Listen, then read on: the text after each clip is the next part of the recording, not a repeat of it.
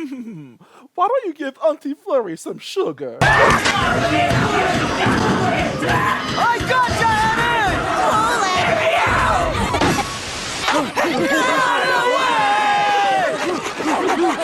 We know where you live! Flurrie, a partner hated for as much as she is promiscuous. A reputation I don't think she truly has earned. Now, if this was Miss Mouse, I understand, but Flurrie? No, Flurrie is actually a very good partner in this game. All of her moves offer at least some type of utility throughout the entire adventure. Combined this with her massive HP and vampire lip lock, Flurrie has a tendency to stick around, but can she keep Mario around for the ride? It's time to find out! Ladies and gentlemen, it's not showtime yet. So before starting this challenge video, I'd like to first say that I have a Discord server, which if you're interested in joining it, it's going to be in the description of this video. I'm there basically all day and it's already public, so if you're really interested in wanting to talk to me outside of YouTube comments, then feel free to join. I also have a Twitter account if you want to check that out too. But just be warned, I don't like to filter myself on Twitter. I really don't like the platform anyway, it's just kind of there to de-stress. And if I get cancelled, well hey, it's not like I ever cared about society when it thinks. It's showtime! Now, something you may have already noticed is that we are starting this challenge in Chapter 2. This is because there is really no good reason to start from the prologue of Flurrie, because legally speaking, Chapter 2 is the earliest time you're supposed to even have access to her. We can use cheat codes, but it would be outside of the spirit of the game, and besides, the game doesn't really pick up until Chapter 5, and by then you have access to every partner anyway. And unlike Pokemon where you can trade eggs with Pokemon in them to have a pseudo starter if you really wanted to, you can't do that in Paper Mario, so there really is just no good reason to do that. If ever we do a Mario only challenge however in the future, we will be using cheats in order to make partners just not be able to battle, because while Mario's partners rely on Mario's survival to keep fighting, Mario does not need his partners aside from one exception in Chapter 3, which you're already well accustomed to by now. So there's my explanation, and hopefully there are no comments to reply to down below. Besides, in a game with as much backtracking as this, I want to replay sections as few times as freaking possible. Anyway, Magnus Von Gropo, I am ashamed to admit, I ended up having a death here, and mainly because I, for whatever reason, just went full retard and missed guard after guard after guard with this freaking earthquake, and my god, I felt so off. But also, I could not outright protect Mario from any and all damage because Magnus has a piercing attack and will always do at least 1 point of damage to him.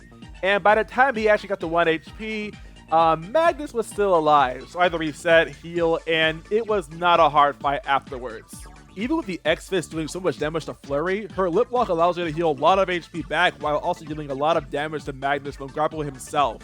And mate, let me just say this, but move over Zap Brannigan, you ain't the only one suffering from sexlexia. Because Flurrie has got your freaking number. Yes! I'm ashamed of that joke too. In case you're wondering, the defense provided by Damage Dodge P as well as just using your defend command do not help prevent the damage that the earthquake does to you.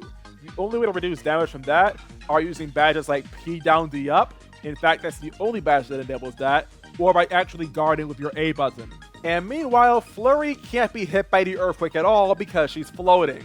So yeah, this fight is basically specifically showcasing just what Flurrie can really do in this game. Starting Chapter 3, wow that feels weird we haven't said anything about Chapters 1 and 2. Partners tend to have a lot of issues with dealing damage to enemies just because of having certain traits that make them hard to target or impossible to reach. Flurrie does not have that problem thanks to her move Gale Force.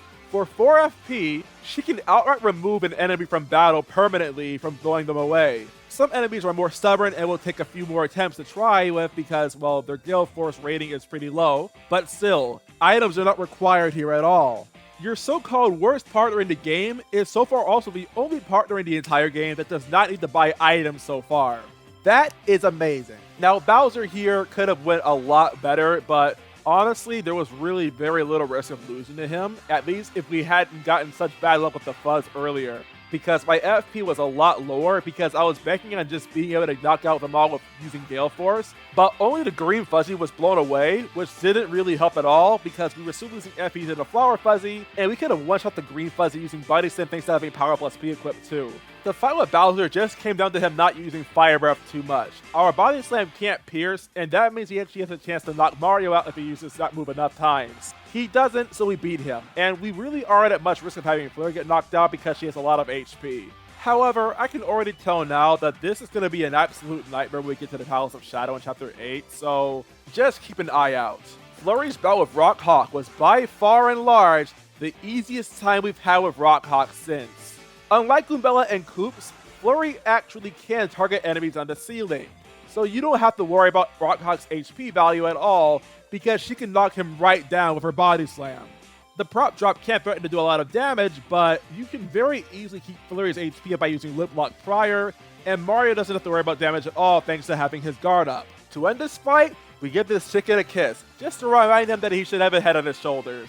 Get your head out of the gutter, get your head out of the gutter. It is not like that. Get your freaking head out of the gutter. And Magnus Von Gropo was a real match of endurance here. He has 60 HP and the ability to buff his defense as well as his own attack power, while we have, 25, but we can heal ourselves from attacking him at the same time? Strangely an even fight, though I think that's more because Mario was already at risk of getting knocked out. My guards could have been better here, especially with his clothesline attack, but at the end of the day, this was just a war of attrition that I was just going to win no matter what after we just got enough attacks off. It could be annoying when he makes himself dodgy, but if he increases his defense stat, I can just lip lock to get past it, and it doesn't really help him whatsoever. And yeah, that's Chapter 3.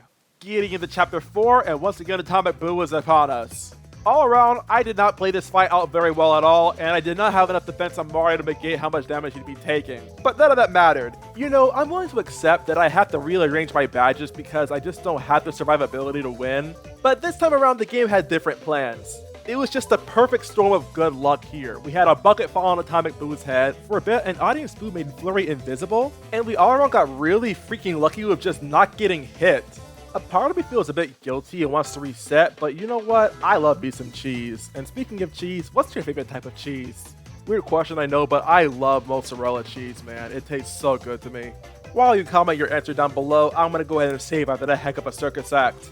Because, you know, it just seems like the right thing to do. After all, we don't want to go into the fight with Duplis after that kind of a spectacle, have the curtains fall, and then just as we wait for the fight to actually start, find out that the game that we're about to freaking load up just corrupted somehow. So yeah, good thing we opted to save literally as soon as we finished fighting Atomic Boo, because as a result, nothing of value was lost, and not much really had to be redone either. It was just walking back up to Duplis, all the story events were beating it with Vivian, and then getting our partners back after. After several times it happened where my Wii U would just crash out of nowhere, we're starting Chapter 5.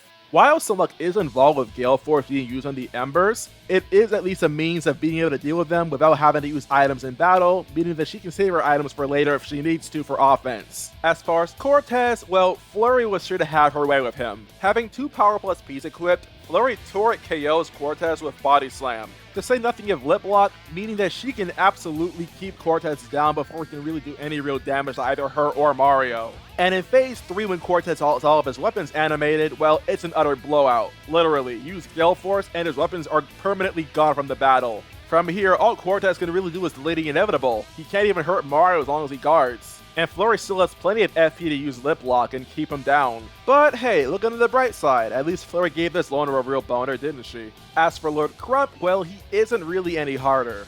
With ample defense investment, Lord Krupp and his cross-out struggle to do very much damage to you, and once you get him down to like 0 HP and he gets to the second phase, you're basically primed to just spam Lip Lock and never die. Like at the beginning of the fight, you're mainly relying on Flurrie's massive HP at the initial part of it to survive. The second part, you just spam Lip Lock and you just get your health back every time they attack you, and it's often a net gain just because they don't do enough damage to really offset the damage to heal. And yeah, that's Chapter 5. All around, a very good showcase for what Flurrie is capable of on Super Rank. Basically, all of her moves were good for something here, even Gale Force, which generally would not be useful for bosses. Before starting Chapter 6, however, there is something we have to take care of, and that's getting the Ultra Stone so we can rank Flurrie up. This enables her to learn Dodgy Fog, which is a move that increases Mario's evasiveness for 4 turns. Now, as per my rules, I try to not enable myself to use stuff like Close Call and Pretty Lucky because I don't like relying on evasion. But here, when it's a part of Flurrie's toolkit, so it's something exclusive to her, I will be using Dodgy Fog for boss battles. You may disagree with me here, and if you do, that's fine, and feel free to dislike the video if you really feel like that, but for now, we've got Chapter 6 to do. Before we go to Chapter 6, however, I strongly would advise you bring out as many offensive items as possible. I say this because I needed every single one of them for Morgue. Chapter 6 is home to only one boss, and this boss is one that I honestly dread every time I try fighting it. It's Morgue. What makes this fight so difficult is that you have to take out all 3 of the miasmas first before you can target the main body. And every time they're all even defeated, they will respawn after a single turn once you only have one shot to really hurt Smorg. That on its own is bad enough because it makes this battle take a lot longer, but factor in as well my own ineptitude of guarding the freaking Smorg's attacks, and this fight becomes freaking brutal. Once it falls to half of its max HP, it becomes a little bit easier as we no longer have to take out the miasmas to damage Smorg, and we can just use Lip Lock to pierce his defense point. But then Smorg just pulls out a claw, which does 10 damage if you have like nothing to increase your defenses. Even though I tend to have an easier time guarding it, this move is freaking nuclear. And in addition to being able to 2-shot if not 1-hit KO Mario thanks to having P down D up, not even Flurrie with her bulk can really survive getting hit by this move too many times with her own Lip Lock. It just deals so much damage, and after trying to endure so much before, it quickly ends up being overwhelming, especially having to try keeping Mario alive at the same time. Dodgy Fog helps a little bit here, but only having a coin flip chance for it not to hit Mario isn't generally enough, when just one bad time for it to hit can end the entire fight as a loss. I cannot stress this enough, this fight very, very heavily is weighed against Flurrie. She just does not have the tools to properly deal with this. My melodrama aside, however, there is at least one option we have available to us thanks to how Flurrie was able to tackle the rest of the game up to this point. And that's all the offensive items we have in our arsenal. The idea behind having all these items is by using both the Earthquake as well as my Thunder Rages to dispatch the miasmas before they can really do anything turn 1, and basically just keep using them whenever I don't have a chance to actually hurt Smorg directly with either Body Slam or Lip Lock. Of course, I still have to guard properly or I lose, but that's besides the point. These items allow me to clear all the miasmas in a single turn over having to spend several before I can even attack Smorg. By the time the claw comes out, I can use Shooting Stars to immediately knock them out because they only have 6 HP and Shooting Stars deal 6 damage both to the claw and the Smorg directly. And by the time I run out of offensive items, Smorg will have taken 3 damage in overkill, allowing us to win the fight. Being able to save all those offensive items really paid off for us in the long run, and it allowed us to get past this fight without having to buy anything. Arriving at Pachi Heights, we have a few things to pick up, namely the Crystal Star, but the most important thing to pick up is the L emblem. And you want to know why? It's because just like his brother, Luigi, we're going to win by doing absolutely nothing. It's all partners, all the time on Orangela's YouTube channel. Chapter 7, just like Chapter 6, only has one boss, and this time is Magnus Von Gropo 2. This fight was problematic for a variety of reasons, but despite what you may be thinking, the audience canon isn't the core one. No, the core one is just that I don't have enough FP to really last long enough in this fight. Every time Krupp tries to deploy his X punches, I have to Gale Force him away. In a game with numbers as small as this, 9 damage unchallenged is ridiculously high. And Lord Krupp knows this because he's repeatedly deploying more X punches whenever I try blowing them away at every given chance he really has. The obvious solution is to rank up my FP higher, but I'm trying to finish these challenges at a low level if I can. So I instead resort to just getting some FP restoring items like Golden Leaves and Gem and Jelly, and just going back into fight with those in my inventory instead. And sure enough, the first attempt I try with all these items in my inventory, a single Gem and Jelly is enough to win the battle. As a whole, this fight was down to the wire where missing too many guards would have definitely cost us the whole fight. I actually ran out of FP and the X punches managed to hit me a couple of times too. But Flurrie's beefy HP was just enough to keep us alive to win the fight and outlast Magnus Von Gropo 2. But with the 7 chapters now behind us, the bosses in the Palace of Shadow separate boys from men, girls and goddesses, peons from legends. And in next week's installment, we're gonna find out just exactly what she's made of. Hopefully by then I'll change your mind on thinking that Flurrie is a bad partner. Now do this, click and watch the video on the screen right now. It will take you through Flurrie's journey through the Palace of Shadow. If that video isn't out yet, I have 2 other partners I've already done this challenge with in both Koops and Goombella, so enjoy those 2 challenges while you wait. Until next time everybody, I'll see you later.